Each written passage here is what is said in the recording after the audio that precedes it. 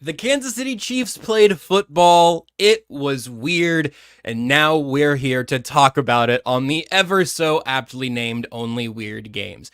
Nate Taylor's not here right now. He will join in progress, though, today, so Joshua Brisco and Seth Keysor. Hey, Josh, what do you mean Nate's not here? I mean, there's like pretty obvious video evidence that Nate is not on the show. No, hey, hang on. Just because you think Nate's not here, and we have it on camera that Nate's not here, that doesn't mean that Nate's not here. I believe, and I still believe, that Nate is here. And I don't know why you're looking at me like that. If Lamar Jackson can do it, I don't know why I can't do it. Thanks for listening to KC Sports Network, proudly presented by Emprise Bank. If you're thinking about starting a business or know someone who is, check out Emprise Bank's SBA loans. It's always good to know your options, and they can be your partner in possible. Never a doubt, always easy, no heart rate spikes anywhere around Kansas City. The Chiefs are 1-0 after beating the Baltimore Ravens 27-20. It is Only Weird Games. It is, according to, I just called Gene Steratore. He said Nate's not here either. So I think that's our point of emphasis going forward is going to be starting on time, having Nate here, all of those things, but a different schedule today since today's a Friday edition. Seth, there's a lot of individual things I want to get into. Also, just a lot of bleep happened last night, man. The hours today have flown by at a rate I'm uncomfortable with. Yes. How have your last 24 hours or so gone? How's it feel to have football that matters back on our TV again? It was so much fun watching football that matters again. I had a blast. My older sister Hope, whom you met. Yes. Shout out to you, Hope, if you watch. I don't know why you would, but maybe because you love me. I don't know. Whatever. Anyway, so she called me right as the game was about to start. She's like, "You ready for this?" I was like, "Well, yeah, absolutely." And then suddenly, wham, the nerves hit. And I was like, "Whoa, I am nervous. This is actually kind of a big deal. Like the history, the everything, the three-peat, all this stuff." It hit me. And so we chatted for a little bit. And I was like, "I'm too nervous to talk." And so then it was so much fun, though, watching meaningful football and getting so upset about things that don't actually matter. I found myself weirdly irate about things during the broadcast, like, and we can get into all of it, but like we're so back because the entire reason I do this job, part of it, is all the wrong narratives that have existed about football and continue to exist about football constantly that are easily disproven if you're just willing to put in a little time and energy. And like, just as a quick example, on the Ravens' first drive, and the announcing booth would not shut up about their run game after they come, it's like, oh, well, we ran the ball, got nowhere. We ran the ball again, got nowhere. 3rd and 18 or whatever it was. Hey, we converted in the passing game. It's like, oh, this is a new Ravens offense built on the ground game. They've run the ball 5 times. And I was like, yeah, for like 3 yards. And I mean, it was driving me insane. Things like that is how I knew we were back. I was going crazy about all the bad narratives, which it was a rough night. Everyone was in week 1 form, I think. People were getting started, but I'm excited. I had fun. I did know it was going to end, like, you could just feel it. I was like, oh, crap, they're going to make this stressful. Yep.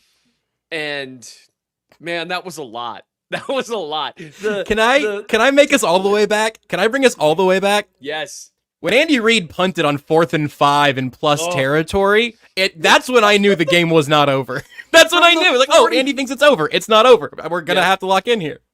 From the 40-yard line. The 40, dude. The 40. I thought it would be either a long field goal or going for. I'm stunned. Yeah. I'm stunned. And they punted it, and the Rise punted it into the end zone. Fabulous. 20 yards of field position. So you get, and then they gained that back in what, 2 or 3 plays? Didn't take very long, and they scored a touchdown on that drive, so good work, everybody. Here's something that I've never understood. Since we're starting here. Oh, my energy has returned to my body. I became a husk from like 8 a.m. to now.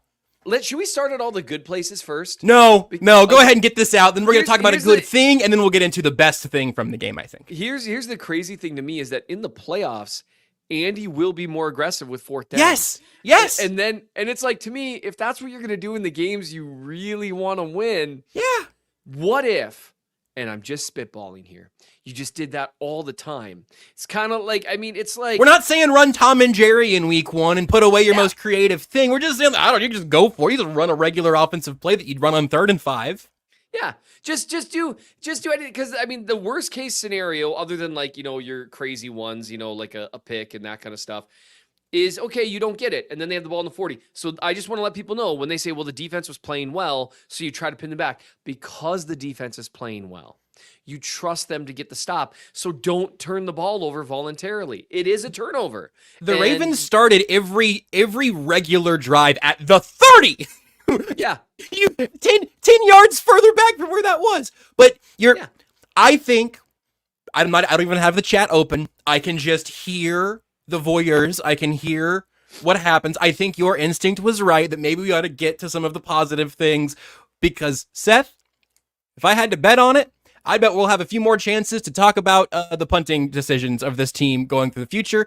And, we do pick nits whenever you're talking about back-to-back champions, because those are the things that matter. It's very hard to win a Super Bowl. They've done it twice in a row. I think things look pretty good about them doing it a 3rd time in a row, but we'll talk about that right after we talk about the KCSN Foundation raffle. Tucker, give me that graphic. Give me those good details that me and the rest of the people need, because tomorrow is the KCSN golf tournament. I'm announcing here now I will be making an appearance, but if you want to participate in the raffle, you can get all the details for that on the KCSN Foundation Twitter account. It's over there, the KCSN account has tweeted it out. I don't remember exactly what the link was, and I don't know if we do have the graphic card or not. But I'll grab the link here momentarily. I'll mention it again when we get a little closer to the break. You can support the KCSN Foundation even without being present at the golf tournament tomorrow. More on that in a little bit. Seth, let's talk about what I think is probably the best thing, or at least the most fun thing, because it's the new thing. Xavier Worthy had 3 touches in this game. He scored twice. And to your point, as you've already written in the Chief of the North newsletter, he affected the game even when he wasn't touching the football. But let's start with his first NFL touch. It's a reverse. It is a carry, and it is speed. An incredible start for Xavier Worthy. What was your favorite part of the debut? I seeing him hit the accelerator there on that end around it's always nice to see the things, and we saw it in the preseason, so you kind of already knew, but seeing those things that translate in the college level translate to the pros is always fun. There really is something about speed. It just, and the Chiefs dialed it up really well. There's like 7 blockers in front of him. They actually blocked literally 7, right?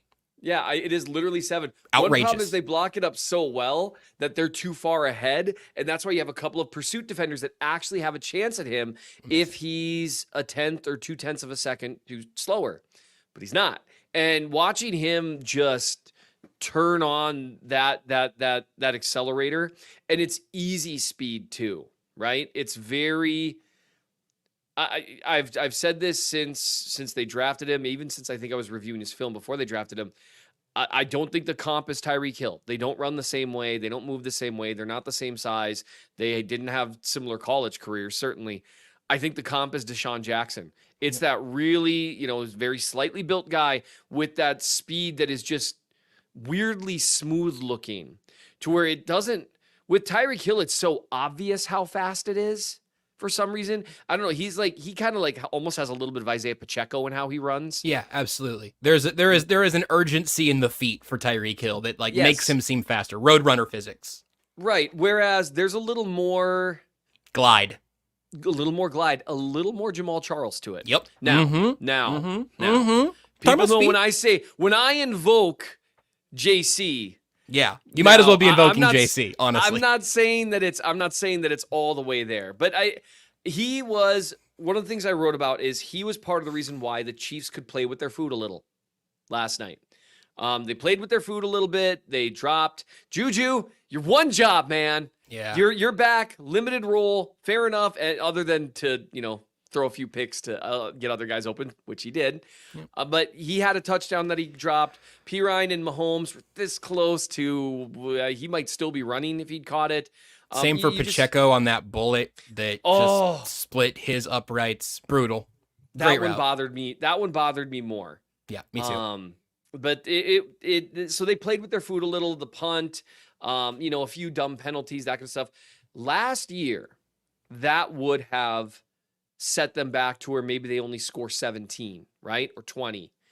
This game, they still score 27, which is actually, I mean, if you think about it, at the end of the year, when you look at points per game averaged, 27 would be close to league leading. I just remembered I said 27-24. I'm going to take 27. We almost got 27-26 or 28-27. God, we got to process how stressful that minute was. Go ahead, back to work. I suppose that was really bad for bettors too. It was bad for anyone. I tell you what, man, I live in Missouri and I haven't left the state of Missouri with a bunch of idle time anywhere in a little bit. And it felt pretty good not having anything else other than my own energy riding on the end of that game. I don't know if I could have taken $20. Well, and then just watching, for people that had money on, the Ravens covering at the very least, that touchdown basically guarantees it. Yep. And then suddenly it's just gone. It's like, hey, here's money. Just kidding. I mean, that was mean. Brutal. So Worthy was a big part of being able to play with their foot a little bit because he could make a few big plays. Now, one of them was a busted coverage, right? Yep. Almost anyone would have scored on that. I mean, with that wide open. I want to extend a little extra credit there, just a smidge. I wrote about this last night, and it's less impressive. It's less individual to Xavier Worthy than the rushing touchdown. Mm-hmm. But we watched a lot of receivers not do the thing that, quote, any professional receiver would do last year. And it was really nice to see a guy do it in his first game. Sorry if that's where you were going anyway, but nope. I'm giving awards for competence to wide receivers this year, at least for the first half. He got to the right spot, and Mahomes kind of put the ball on him instead of ahead of him, because that was one of those, good God, he's open. I do not want to overthrow him.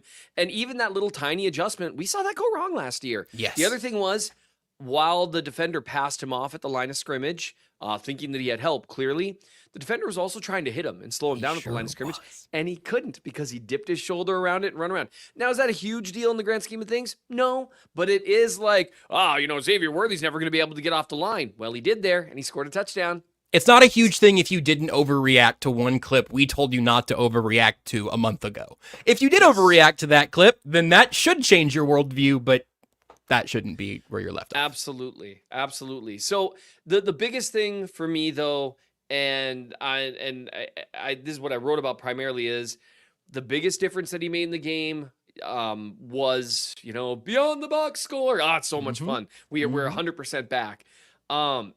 His ability to buy space for other guys because he's a legitimate threat, the way he runs routes, the speed that he does have, the Ravens respected it more. My very favorite snap, when Patrick Mahomes became the all-time leader in Chiefs passing yards, which, by the way, shout out to Patrick Mahomes. He who is, I believe, 28. It is the all-time Chiefs leader in passing yards. That's insane. It's not that impressive. Caleb Williams is going to do that for the Bears by week 4, but still. Yeah, that's a fair point. The Bears didn't have Lynn Dawson, all right? I don't want to hear that clip come back to me out of context. They didn't have very impressive. Lenny. So the thing people notice about that play, and rightfully so, is Mahomes' ability to make it work, right? Evade pressure, run around. Travis Kelce finding open space. Do you know why there was so much open space, though, Josh? Why was there so much open space there, Seth? I'm glad you asked. It's because the Ravens were playing man coverage, Halloween Kelce with a single high safety, just like they were able to get away with last year. The problem is, this time, you had Xavier Worthy screaming across the field and the single high safety saying, "Oh no," and start to try to close out to make sure there was no separation there, which left Mahomes' right, the Ravens defense left, deep section of the field, wide open. There was no one there, and you could see Kelce kind of look over and be like, "Oh, there's two people here by me. There's no one over there. I'm going to run that way." And that's what happens when you have someone who can legitimately threaten defenses. It's what makes single high untenable against certain teams, because just the one safety is gone, and now there's all this vacant space. That was one of my favorite snaps to watch, because the pacing, the timing, all of it just makes sense. Even silly little things. Rashee Rice's first reception, the part of that was because Raquan Smith, or however you say his name, Rewind Smith, or whatever it is, who I'm pretty sure, I don't know if anyone's told him that they lost. He might not believe it. Although I don't know, he might see me when he sees me. I better be careful. Yes, Mr. Smith, you could definitely beat me up if we physically engaged in fisticuffs, sir, because we're 12.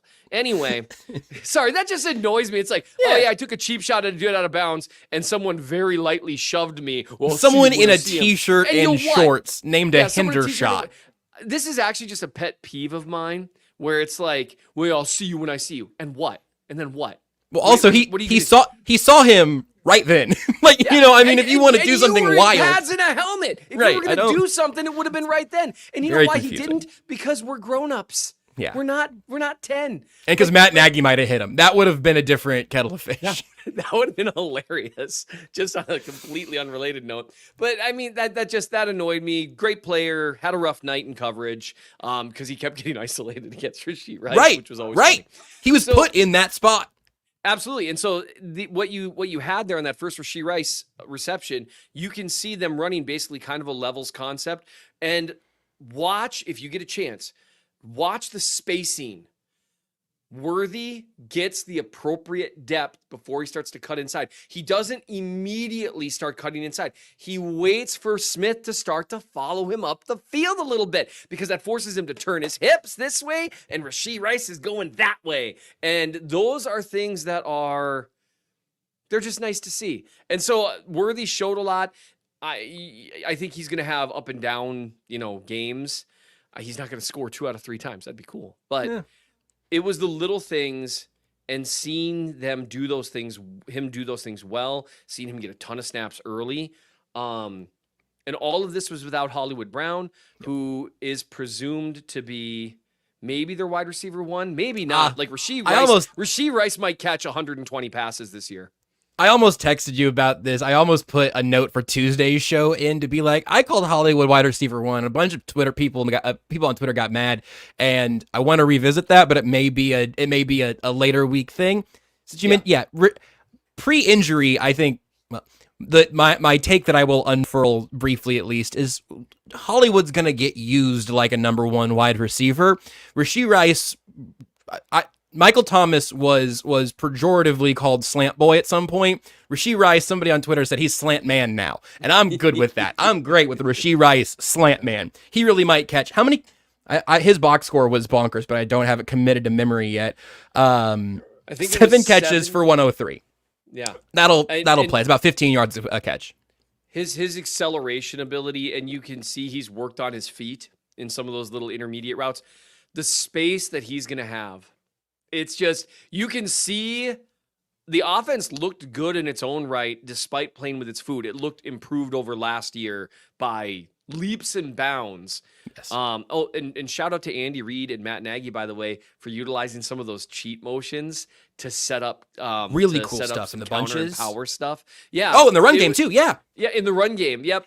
That was really cool. Like, they utilized Noah Gray, so you get him running horizontal and you snap the ball at the right time. And it's like, oh no, wait, this is actually counter. And it was interesting to see. But they're clearly a better offense right now than they were the vast majority of last year. And that's without Hollywood Brown, who actually helps them with a lot of the things that they could still use a little help with, like pure man coverage looks. So it's really fun. It's really, really fun. I want to accentuate 2 things on Xavier Worthy, and then we can dive back into the rest of the parts of the defense or of the offense. It's obviously all intertwined, but of the narrative bits of this that I do think matter, and we might end up with new people joining in for the season, and also I don't know that I've reset this like sort of plainly before. A lot of the stuff you see in here at the podium, a lot of the stuff you see in here from analysts, a lot of the stuff you see in here in interviews is run through like 6 filters of nonsense, right? Not everything Patrick Mahomes says at a podium is actually true. Not every snap matters for every player in terms of like, well, he got this many snaps. There's a lot of nonsense to sort of sift through. Right. A grand majority of my day-to-day life is sifting through some of that nonsense for you and then trying to identify, this is nonsense, I think this matters. I enjoy kind of separating those narratives in a literary sense, perhaps, as you very frequently will go in and then grab the film and then put it into words for people. We have some similar mission statements, I think, in trying to thin out some of the bull bleep of the media world. But when Patrick Mahomes after the game talked about how Xavier Worthy is in this order, I believe, untraditionally, he's so cool, calm, and collected. Actually, I think he may have flipped. Maybe he flipped it the other way around. No, cool, calm, and collected all the time, Mahomes said. Earlier in training camp before the preseason, somebody asked Xavier Worthy if he was nervous. After the game, he was asked about it again. Like, do you have any nerves? He's like, well, I don't really get nervous. Like, we're just kind of playing football, and I was ready to play football just on a bigger stage. The other thing that that could just be lip service, right? Yep.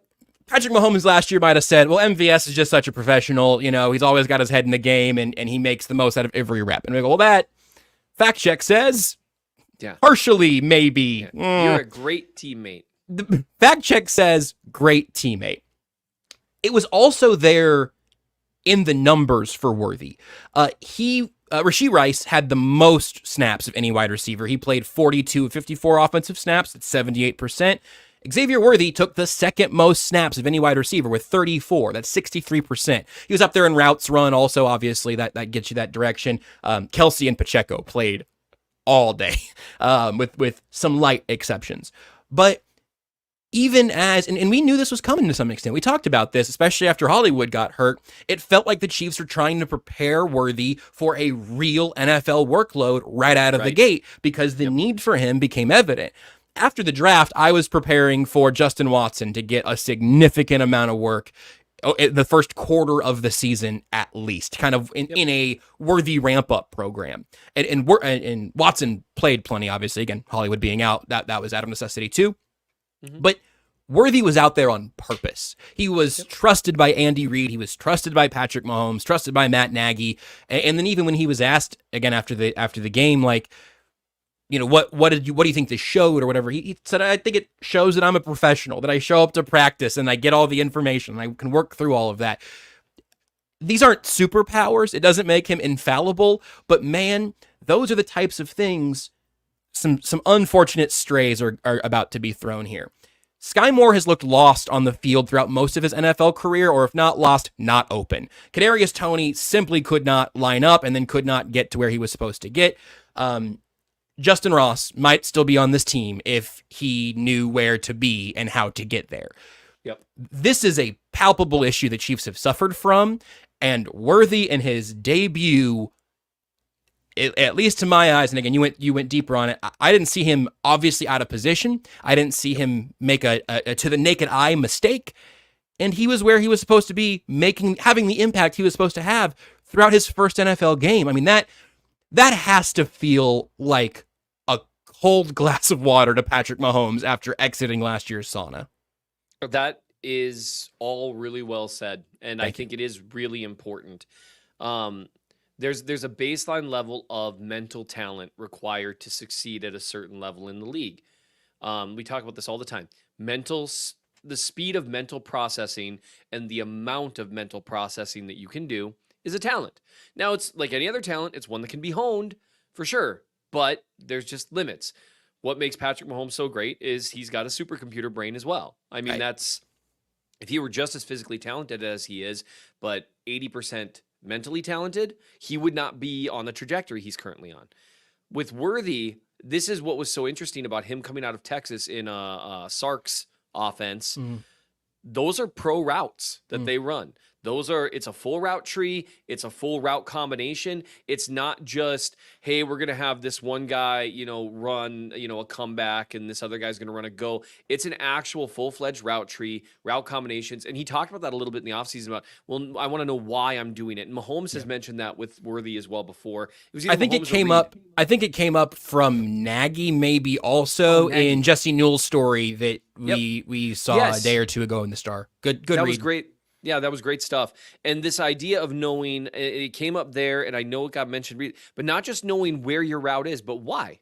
Right. Why is your route supposed to be there? Travis Kelce, in my opinion, gave away a little bit of the farm when that rookie guy from the Chargers, I don't remember who asked him last year, any advice for kind of a guy up and coming. And his advice was learn everything about the other side of the ball. But implicit in that was know why you're doing the things that you are doing.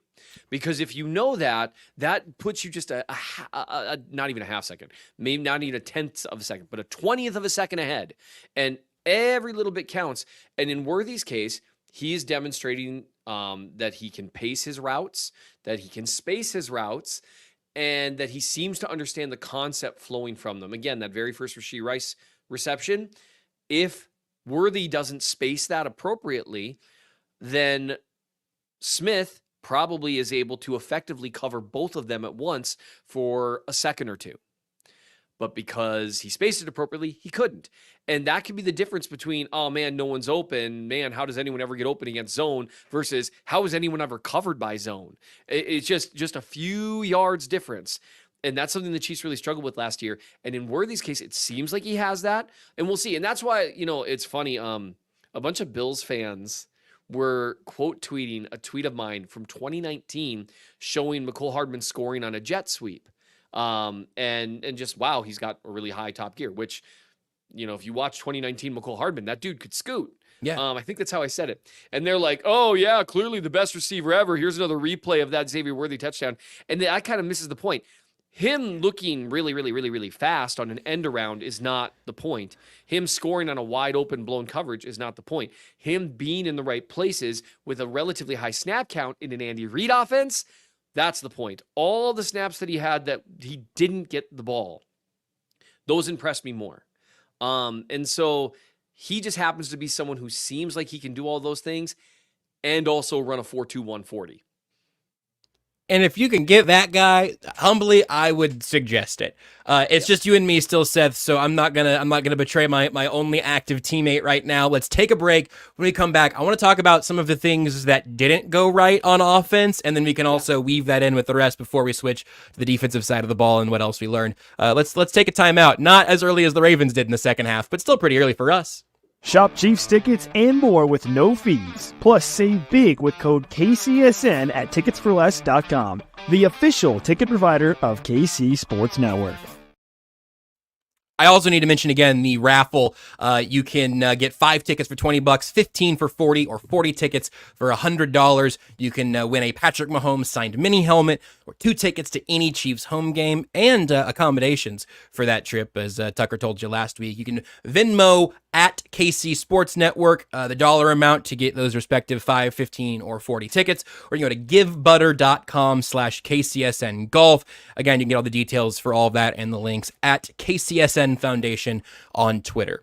Tucker, let's drop it all the way to the bottom of the rundown here, because I want to go ahead and I was tracking this very actively early in the game because it felt like you could see it coming. You wrote, I'm not exaggerating, maybe 6 times last year on the Chiefs' self-inflicted wounds. This is the Chiefs' self-inflicted wounds 2024's version. And I'm just going to rattle off a few of the things that I noted mostly through the first half of this game, okay?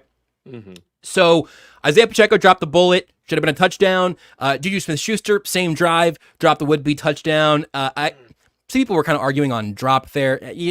We don't have to litigate it all. It hit him in both hands, and he's a veteran receiver. I would like to see him catch it. Contested catch guy. And then that was that throw.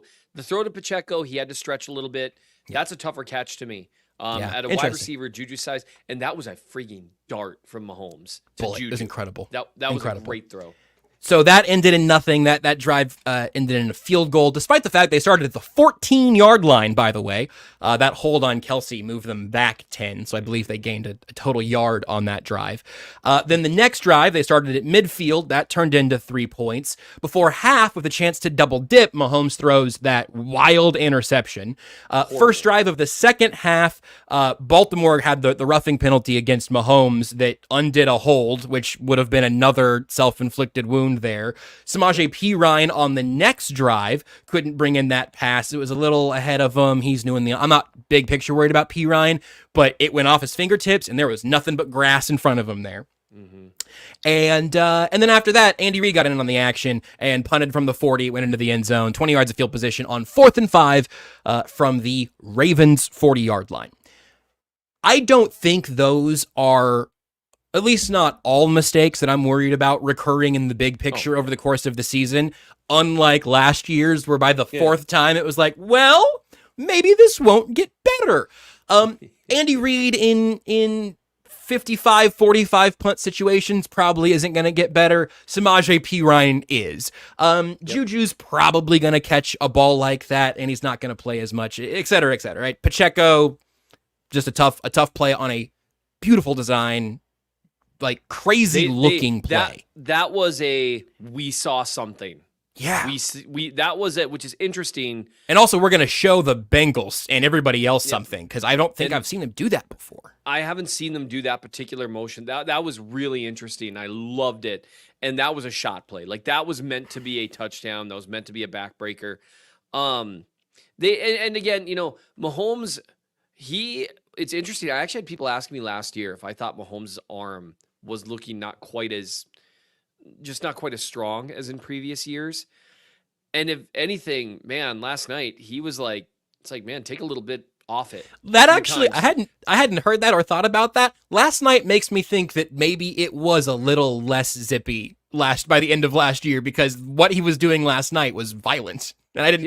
It was because with Pacheco and Perine, those are throws that could have been a little better. Still, probably both should have been caught. Perine's was a little tougher because of the angle. He really had to kind of one-hand it, whereas Pacheco had the opportunity to get two hands on it. And so, it just is what it is. If you take just a little bit off it, that they would have been fine. He also, Mahomes, another one that we haven't talked about, and he was under heavy duress on a couple of these. So I'm not expecting perfect throws when you're under heavy duress.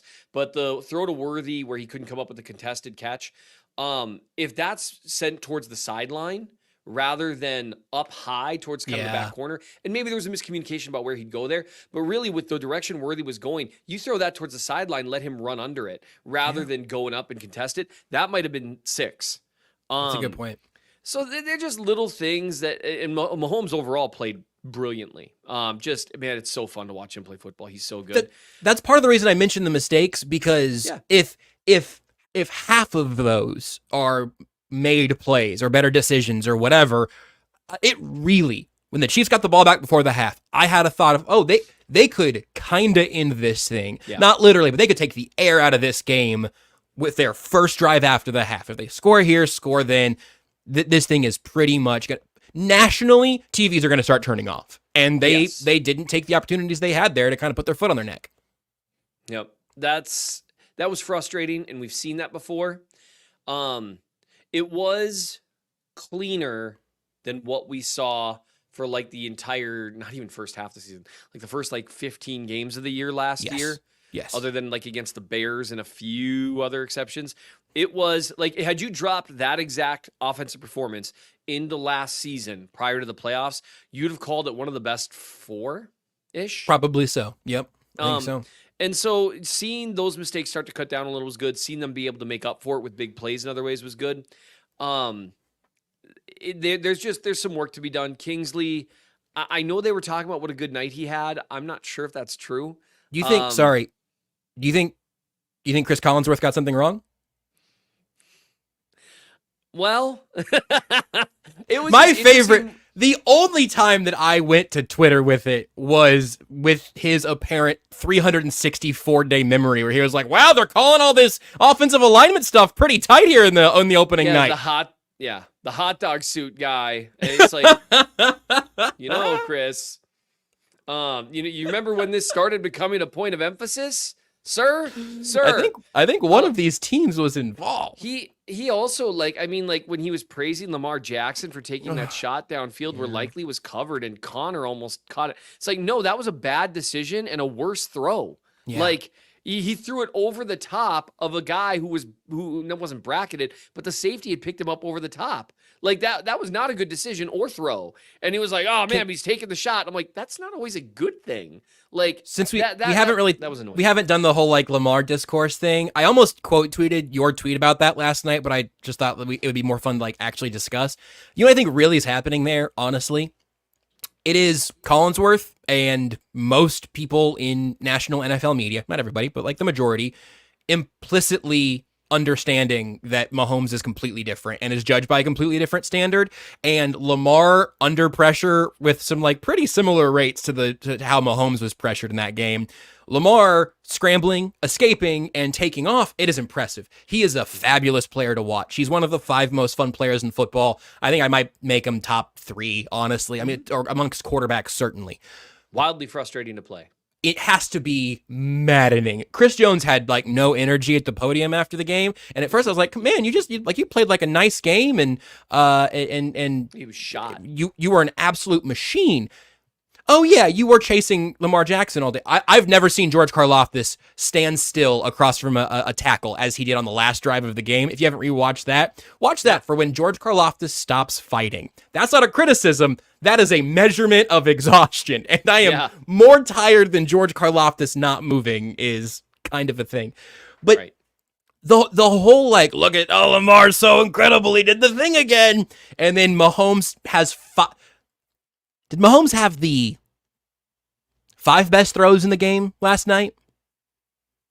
7 or 8 best throws? Yes. I don't know exactly I don't remember what Lamar's best throw was. People would probably say it was the one to Likely after he'd escaped, saw that Bolton had his back turned. But, yes, absolutely. And he did place it inside. And that's downfield, all of that. I mean, like, it's impressive. And throw.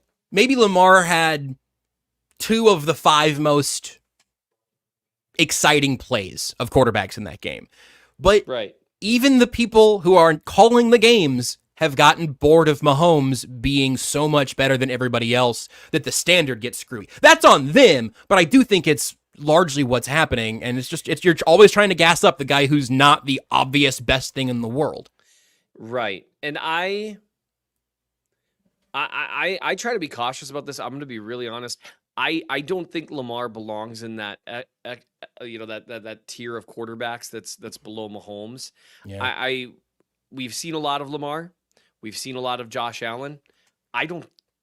They're not in the same tier. Now Josh Allen's great, but I think there's Mahomes gap, Josh Allen gap, and then like Burrow, Herbert, maybe Burrow. We'll see how he does this year. And some other Dak Prescott, some of those guys gap.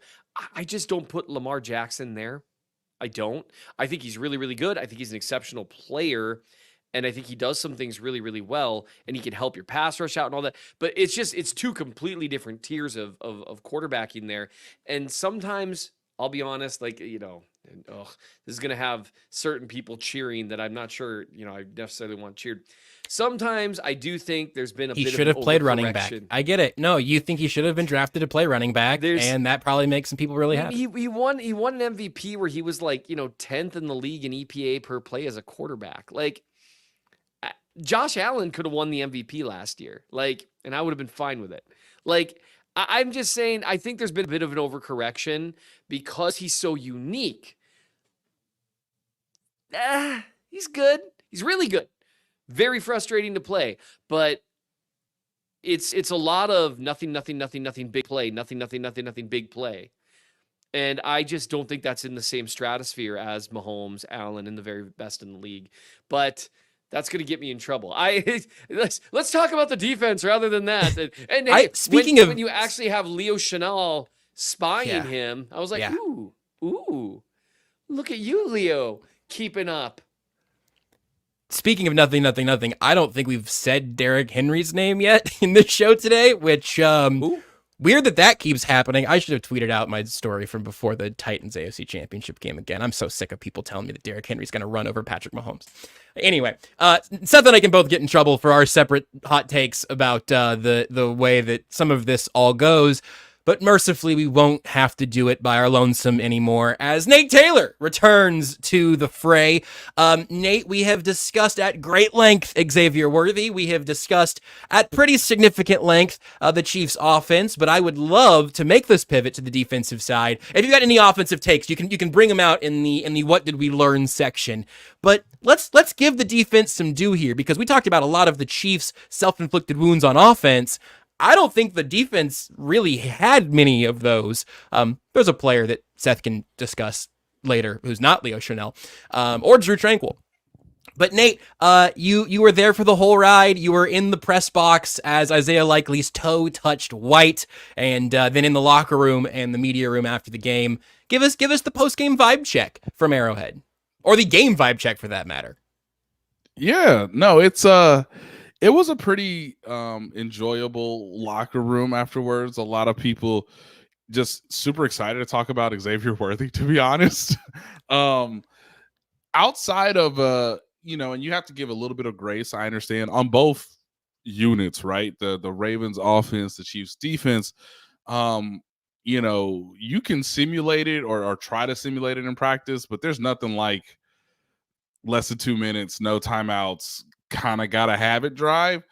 That was really the only time the defense, you could argue, struggled, outside of that one snap y'all talked about earlier.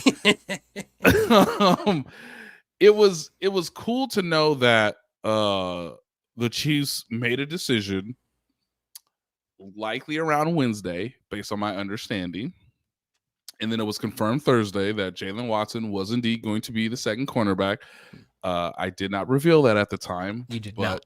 Jalen Watson told me in the locker room, yes, I was told earlier this week that I was going to be playing. So, that was that was the Monday practice. That was Labor Day. Excuse me. I'm still on this. Yeah, you said Wednesday. I was going to let it go. Like, it's an NFL week. Yep. Yep. It's, we're getting used to it. The guys are still coming in. Thanks, Coach. This 10-day off week is going to be just delightful. I can't wait. It really is. My body needs it just as much as the players do, but as much as anybody other than Nick Bolton.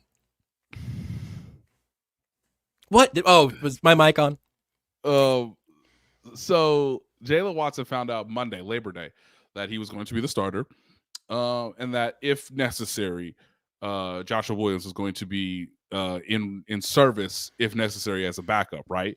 So I thought, you need to understand how that entire unit can work together, right? Because defense is so much predicated on knowing what the next guy's going to do, right?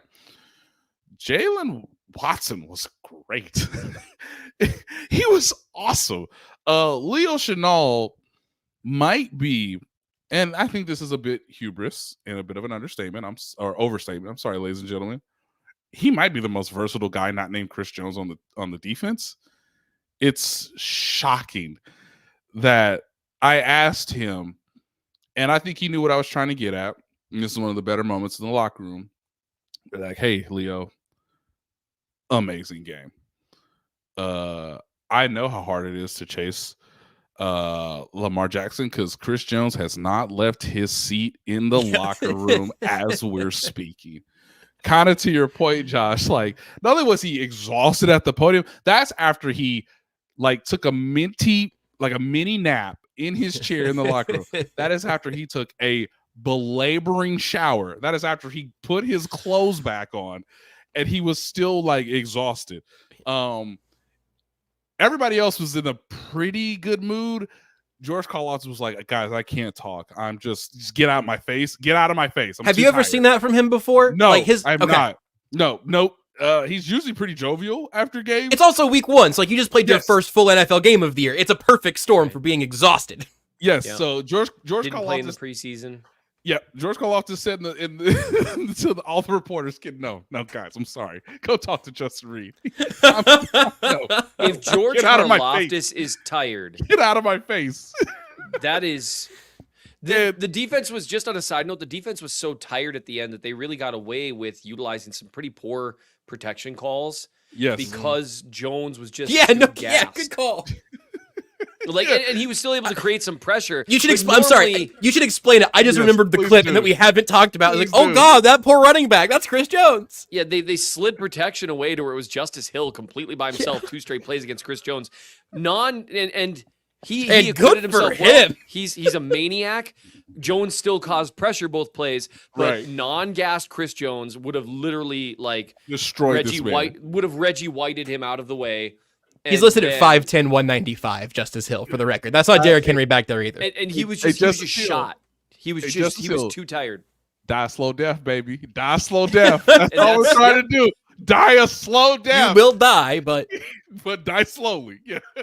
Give your quarterback a chance. Yep. Die.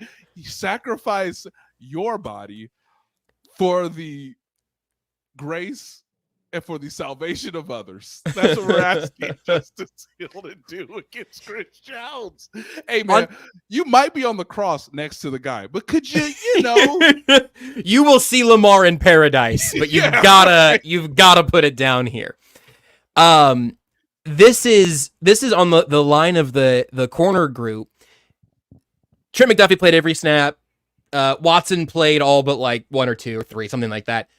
And then Josh Williams got a handful. No other corners got on the field defensively. Najee Johnson was not on the field. None of the other guys. Obviously, Shamari Connor was on there, and I have not watched back to see like how all of those alignments worked. But it was just McDuffie, Watson, Williams in that order. Yeah, and Watson played pretty well. So again, back to mini story time as Chris Jones in just like boxer briefs, just trying to grasp air, just trying to collect it, trying to get his mind. He was so tired. And that's when I'm just like, man, these athletes, these are world-class athletes. If they're this tired chasing Lamar Jackson, how do you do it? So anyway, Chris Jones, by his lonesome, trying to, recover. Leo Chanel and I make eye contact and I say, hey, Leo, you played Lamar Jackson earlier this year, right? You played him in January, AFC Championship game. How much can you gather from that experience that helps you in this particular game? And he perfectly knew what I was ultimately getting at, which is, hey man, coach said, how about we put you as the spy, which ultimately means, how about we put you and Lamar Jackson back in space again? How about we do that? Like, if people forget, Leo Chanel should have had a sack in the AFC Championship game. Instead, Lamar Jackson did a Houdini trick, somehow escaped his grasp, and threw an absolute dime of a touchdown. One of the best plays I saw all of last year to Zay Flowers for a touchdown in the AFC Championship game. And you can go watch this now. You can look at it. The look of Leo Chanel's face when that happens is like, they told me about this. It has now happened. They told me this might happen, and it has happened. So you can see his eyes in that moment. And ultimately he told me, look, I never forgot that play. And that was clearly a motivation for him. But also seeing him a second time really served him well, because he never got overexcited. He never over pursued. He never sort of freaked himself out to let Lamar sort of, slither his way out of a tackle. Again, guys, I haven't really written about him, and that is apologies to him, because he had one of the best performances in the Super Bowl, and then he follows it up with this. Hey, man, be a linebacker. Hey, be a spy. Hey, be a defensive tackle. Like, what? Yeah, we're gonna line you up we're either gonna line you up in the A gap, on the edge as a linebacker, or in space. And who's to say? Yeah. And so he's actually, I think that's the direction I'm gonna go with my first second, I guess, film review. Because I started with Xavier Worthy. I want to kind of look at Leo Chanel. I always try to write about fun things first. But it was interesting to see him when asked to spy. He closed in on Lamar a few times, utilizing that good downhill speed that he's always had.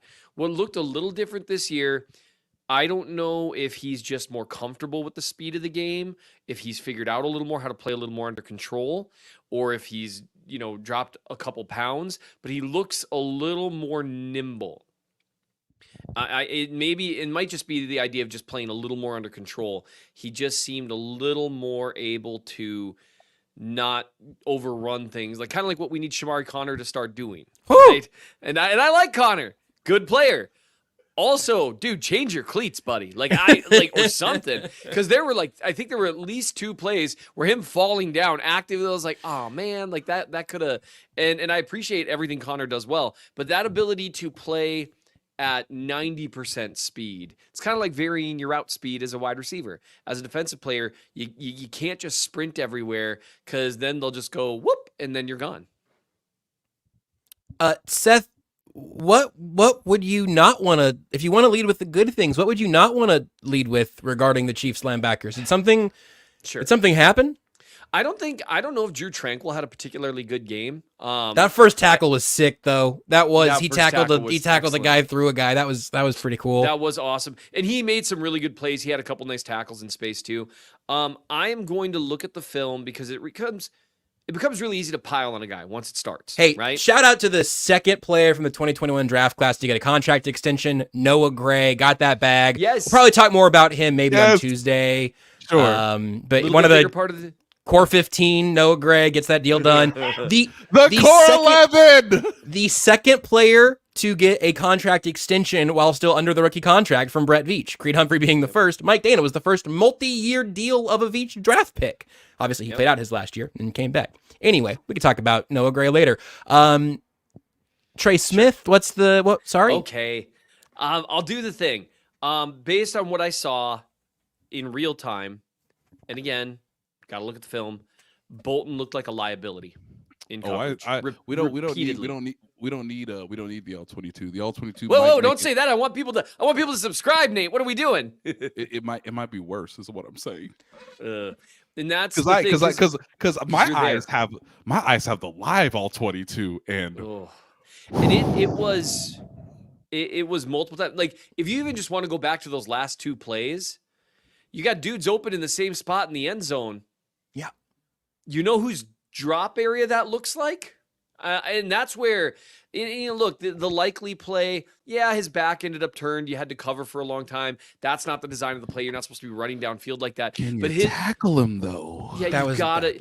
And this is the problem for Bolton when he's got to be that far down the field. That was like 25 yards downfield. That's where Bolton gets most of his tackles. He's got to sprint. So unfair. That's to keep up. He can't do the 90% speed thing, right? Because he's got to sprint. So he's got to turn his back. He can't backpedal there. He can't watch over his shoulder while he runs. He's got to head down sprint. So the ball starts coming, comes down. He's in a sprint. You got to make that tackle. It goes from a really bad play to an absolute fiasco. Because, if you make the tackle there, what do they have it on? Like, I don't know, it was like the 25, 30, maybe the 20, give or take. Yeah, something like that. Plenty of chances to stop him.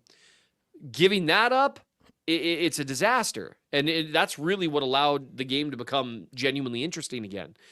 But it wasn't just that. I mean, there was, everyone noticed on one, it was like 3rd and 12, where he just kind of got lost in the middle of the field, passing off a receiver who was well short of the sticks, who he's passing off, moving to his left, and he just ignores the running back coming out of the backfield. Now, Josh Williams, by the way, dude, when there's no one coming deep in your zone when you're on that side, you got to stay shallow and watch the flats, buddy. But he understandably probably assumed that Bolton would help pick that up too. And that's how drives get extended. The 3rd and long things were concerning. And Bolton was a part of that a little too often by my eyes. And it's a very frustrating thing because on the surface, you have options. I was watching multiple snaps where the 2 linebackers on the field were Chanel and Bolton. Yeah. And good for Chanel for playing well overall. He's still not necessarily just like a pure coverage guy. And I sit there asking myself, what are you like? You gave Drew Tranquil a decent sized extension. You know what his skill set is. What are we doing here? And I don't understand why. Or I mean, even you've got all these safeties. You love Jaden Hicks. You've got hybrid guys you can throw in there. And so I'm curious. And last year, it never happened. Well, except at times in the AFC Championship game and the divisional round. So one of the ways that you can be an elite defense is not having weak spots. Yes. Bolton certainly has a role in a strong defense. On obvious passing downs. This ain't it, baby. This ain't it's it. just not him. It's not his game, and it gives people something to look at. And I'm sure Spags will be looking at that all year. But it is one of those things that I mean, I waited for him to replace Hitchens in those situations for years, and he never did. And we're multiple years in with Bolton, and he's still, when there's one linebacker on the field, it's always him. And to me, it's so simple to swap out Tranquil on those downs. He trusts him. He can be the green dot guy. This to me is one of the did it easiest last things year. to do. He did it last year. I mean, this is an easy thing to do. And now again, not all of these things were on Bolton. Other guys on defense had lapses, other than like Chris Jones and Trent McDuffie. And even McDuffie gave up a big catch early, although he was expecting help from Justin Reed in the middle of the field there. He was giving up inside leverage. Just like a pro tip, when someone's covering out of the slot, if they immediately give up inside leverage and they're clearly utilizing their hips to allow that inside leverage, they're 99% of the time expecting help inside. Justin Reed picked up somewhere else. Other than that, Trent McDuffie was unbelievable. Unbelievable good. So He's good. So good. I genuine question here, because I have not gone through to check on this specifically, but there was one drive where I saw McDuffie in the slot with 3 corners on the field, and there was one drive where I saw McDuffie on the edge. I don't know if it was 3 corners on the field or if one of the safeties was in the slot there. Have you guys, this is a Tuesday thing for sure, if not yet. Do you know what the split was for where McDuffie lined up most of the time? I can look it up here in a minute. Okay. I can look it up. I don't know. I don't know either. I just something to put a pin in. This is something. Okay. Yet again, Lord, they've put me in an unusual position as Nick Bolton's defense attorney. I have to say, I have to defend my client. Okay, I'm looking here at the snap chart. Okay, Seth, you're the prosecutor. I'm the judge. Your Honor, did Nick Bolton play any snaps in the preseason? Not that I remember. No, he didn't. Follow-up question. Does your hurt elbow make you slower? Possibly. It's connected to your shoulder bone, which is connected to your collarbone, which is connected to. It could help you tackle. Now Definitely. Now look. It was my client dealing with an injury. Either way, I don't know. Hey. This is my time. Prosecutor. Was he dealing with? I'm sorry. I'll be under cross-examining. So what you do there is, I'm sorry. I'm asking you a yes or a no question. So I need you to just answer the question. So I will do that from now on. I've been appropriately chastised. What was the question? I apologize. So Seth, as the prosecutor, just give me 2 minutes, okay? Maybe give me 30 seconds. Now, Your Honor, Mr. Brisco, my client didn't have an elbow a month ago. Okay. Right. My client didn't play in the preseason. My client has no game conditioning, as far as I'm concerned. My client. I thought you were done after you said game, but objection, Your Honor. Objection. No, Put him in. Withdrawn, Your Honor. Sustained. Your Honor, with my apologies. Now look. If the coach says my client got to be out there for checks, notes, all 80 snaps in the opening game, is my client going to be good for all 80? No. I kind of give him a little bit of leeway for the last drive because that's also kind of a coaching decision. What are we doing? My client hasn't played football since the Super Bowl. Okay, that's true. And my client was never going to be. And he hasn't played good football since his rookie year. Damn, I threw in the delivery. It's okay. Go ahead. I overruled my own objection. My client hasn't played. That's unfair. My client could have been training in a hyperbolic time chamber in Dragon Ball Z, and he wouldn't have been able to play 80 good snaps against. Is that what Justin Reed did? Because I think he played about 80 good snaps. He really did. he played 80 snaps. It's wild. It's crazy. Also, kids, training camp might not be what they all say it is. Now look, as I dismantle my own argument. Now look. Yeah, you're making a classic rookie attorney mistake, my friend, in that, well, I should draw the sting by giving the argument before the other side does. And my answer to rookie lawyers is always, why are you doing their work for them? Yeah. Let them say something like, in Your Honor, I'd also reserve the right to rebuttal. That's it. Now let them say the thing. You're like, Your Honor, I'm glad they brought that up, actually. And then, don't assume they're going to make a good argument. Bring it up if it's incredibly obvious. Other than that, leave it out. So I rest my case. Prosecutor Seth can now cross-examine. And look, my client was in no position to play 80 snaps. Yes. Just for the stats for the jury to consider here, Justin Reed, Nick Bolton, and Brian Cook all played 80 snaps. Cook obviously was active earlier in the process, but he's coming off a major injury. McDuffie was the only other one that also put up 80. 80 snaps is a really, really, really high number of snaps. Crazy, yeah, I mean, the Chiefs only had, and I see, man, anytime I see a name that looks somewhat silly, I get nervous. Tilly Train. Hopefully Tilly doesn't mean anything that I'm not aware of. Oh, crud, it does, doesn't it? I don't know. Yeah. Dilly-dally. The Chiefs played 54 snaps. They had a kind of an unusually low snap number by probably about 10 snaps. The Ravens had an unusually high snap count number, which is often how that works, of course. Yeah. And that plays into it. The defense was shot at the end. There's a reason why you saw their performance, in my opinion, other than you had a couple of big plays here and there where kind of stuff happens. Sometimes guys make plays. Overall, I thought the defense played very well the vast majority of the game. At the end, they were shot. Yeah. Absolutely shot. And it took a toll. So I was actually very encouraged from the performance overall in terms of their ability. I don't know if they'll be as good as they were last year. They're going to miss L'Jarius Sneed. How could you not?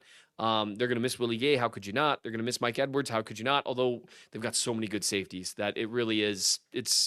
And that allows them to get away with some stuff with the corners that I think they're going to try really hard. Like, no, we like McDuffie and Watson and Williams if we're playing man, because Williams still gets lost in zone. So I was encouraged by all that. The two things were, again, because it's not Bolton's fault that Spags played him 80 snaps. Yeah. Just like it wasn't Dan Sorensen's fault that he was playing every snap when Juan Thornhill was sitting there like, hey, coach, I'm faster, like, by a lot. Right? Like way, like it's not even close. You voluntarily comparing Nick Bolton to Daniel Sorensen is the highest I've felt in months. Now, to be fair, Dan Sorensen, I'll go to the wall saying in his specific role was a solid player. In a specific role, Bolton is a better player.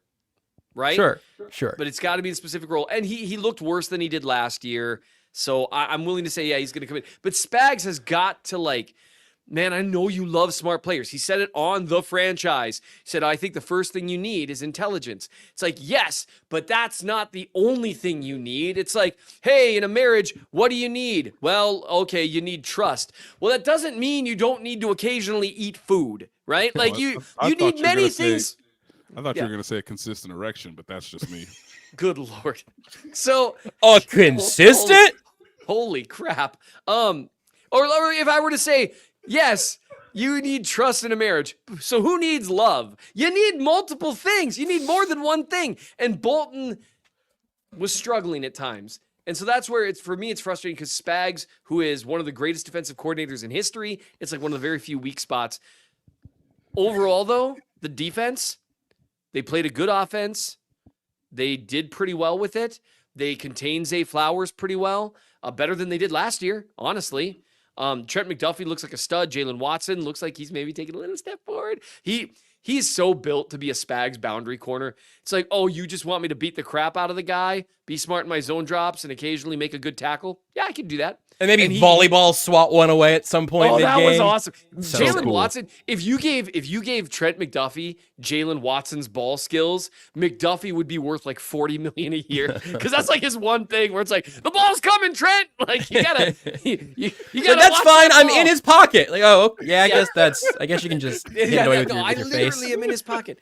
The only other thing I would say is, and this was more true as the defense got gassed, outside of a few one-on-one wins from Turk Wharton, shout out to Wharton, especially early. Yeah, he also played a bleep ton.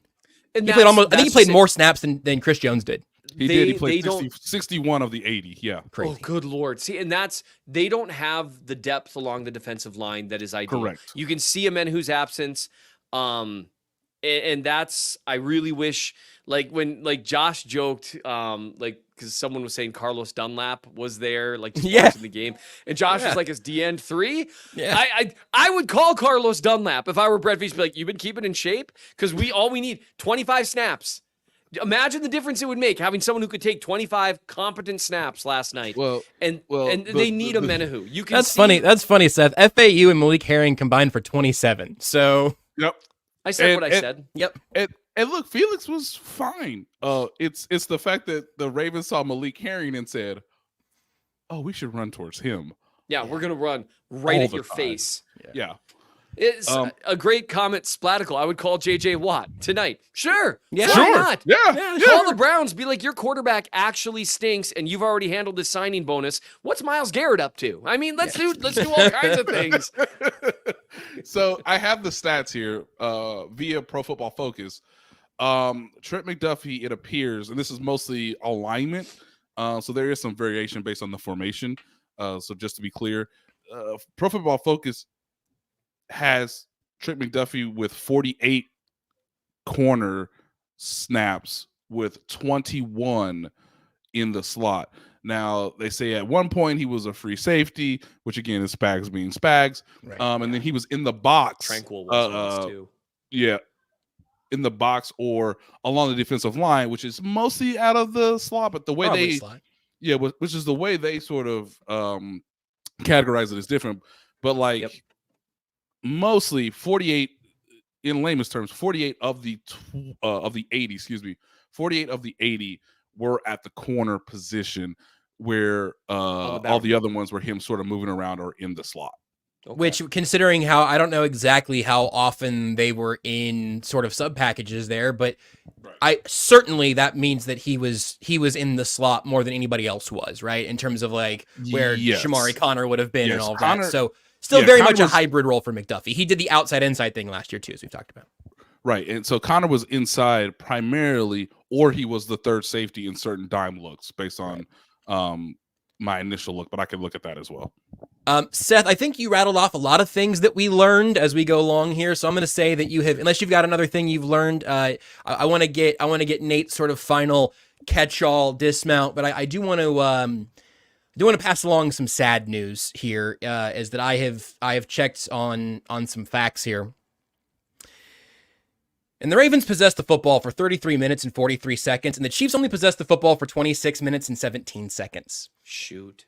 And, there was a lot of talk on Twitter last night, and there's been all of, the moral victory thing. And I've seen a lot of people saying, nothing for the Ravens to be ashamed of or whatever. And frankly, now I feel like the Ravens ought to at least get to be 1-0 in the standings, since they ran those plays and they did possess the ball longer, and they had Derrick Henry. I mean, I think that's like 9 guaranteed wins automatically, right? So thoughts and prayers to the Chiefs staff and players, but gotta ground and pound more against the Bengals, I guess. Keep that clock running. Stay in bounds, Patrick. I'll have two incredibly brief things. The first, really, and we said this earlier, the skill set that they could use on offense is Hollywood Brown. And there's a chance, especially if Worthy is able to build on the things he did when he didn't have the ball in his hands, most importantly. Not the touchdowns. Touchdowns were great, that's fine, but, busted play end around. If he builds on those, Hollywood Brown, that trio could do some stuff. Like, some real stuff. Like, as in, like, Rice might seriously catch like 120, 130 this year, depending on how teams adjust to Worthy and Brown. The second thing, and we've got a commenter that mentioned something about this, the Bengals are a very different. Jackie Moon says, very interested in the defense versus the Bengals, probably half as much base. Hicks game, ? That's a great comment. The Bengals are a very different offense than the Ravens. And zero defensive snaps for Jaden Hicks. I don't remember if I said that earlier or not on the show. Zero defensive snaps for him. 0 snaps from there. Very different game, very different quarterback trying to rush him. Just an entirely different thing. So I don't know how much we learned about the defense as a whole. We learned they're still good. It's encouraging. And now we'll see them against more of a traditional quarterback, because Lamar really he's unique. He's one of one in his approach and in how he's utilized. They almost utilize him as his own pass protection in some ways, which they kind of had to, because that line was, nobody could block Chris Jones. Holy smokes. So that would be it. Like, we learned Chris Jones and Trent McDuffie are definitively elite, and that's who the defense is built around. Nate, what did you learn? I learned that Travis Kelce must feel awesome today. His back must be in incredible shape, because you know what? I didn't have to carry anybody. I didn't have to carry anyone. Holy smokes! Like I can just run routes and like not expect the ball 24/7 based out of necessity. Oh, what is this? And I'm still dating Taylor Swift. Woo! I think my life just got better. He was in such a good mood last night for obvious reasons. Because wow, I feel great. Did you see the way I blocked? Did you see the way I blocked out there? Ooh, he had some really good ones there. I don't even have to take blocking snaps off now. I can block again. Like, oh my God. Like, and Hollywood's coming back. Woo! I ran routes. I wonder if you noticed this too, Seth. Hey, I can run routes in the red zone and not expect the ball and be okay with it, even though I was open. Yeah, that's weird. Because other guys are getting open, but or other guys can have the ball in their hand. Entirely different situation for him. And Nikki M in the comments makes a really good point. He did also just sign a $100 million podcast deal. That would put anyone in a good mood. Yes. I too would be. That wore off for us after about a month, but yeah, sure. No, shout out to BJ for the $100 million. You know, we appreciate it. It hasn't changed us. Getting that foreign investment fund would really change me so much. I would change an unbelievable amount. I'd be unrecognizable. I would hire someone else to host this show for me. Yeah, I'm Josh Brisco. You're not Joshua. Here's $100. Say I'm Josh Brisco. You're Josh Brisco. That's right. Earn your money. So that is one of the biggest things I learned is just how happy Travis, life can't get better, and yet it somehow keeps getting better for this man. You know, how I feel every day. Yes, it's great. It's a great time. He was just like, I'm just gonna go upstairs, wave to the crowd, wave to the guys in the little locker room suite area. Hi kids, hi, how you doing? Yeah, I'm going up to see Taylor. How about that? Ain't that great? Look at she likes the mustache. She really does. I've grown out my hair. I look great. I mean, did you see that 25-yard catch I did where I made the DB look stupid? And then I just went back to running routes for Rashee Rice. And that was cool. I am going to be able to walk up these stairs instead of having someone put me in a wheelbarrow and just roll me over to the elevator. Like this right. I feel so fresh. On a similar note, as a comparison to where things were a year ago, it was nice to see Chris Jones overcoming terrible double teams on the field as opposed to in the suite at the same time last year. I knew he couldn't help himself. I knew he couldn't help himself. Hey, were the Katz brothers there last night? Because I don't think they were there last night. Well, they weren't on my TV. That was good enough for me. They did their work. Chris Jones, by the way, I think he kicked off a conversation about Defensive Player of the Year. Faux show. I think so that's too. That's what he's aiming for. But no, life is good. It's a really, really different feeling than last year. And that the offense, we'll see. I'm excited to see it in person this next Sunday. Yeah. And I'm excited. Nate, I'm gonna give you the biggest hug. It's gonna be so great. Oh. Stop it. Talk to you on Tuesday. Bye. Cut the audio. Tucker in the show. Everyone needs Tucker to in. know. Tucker, turn off Seth's mic. My honor. Before we go, closing arguments. My honor. My client did push Isaiah Likely out of bounds. Okay, I want that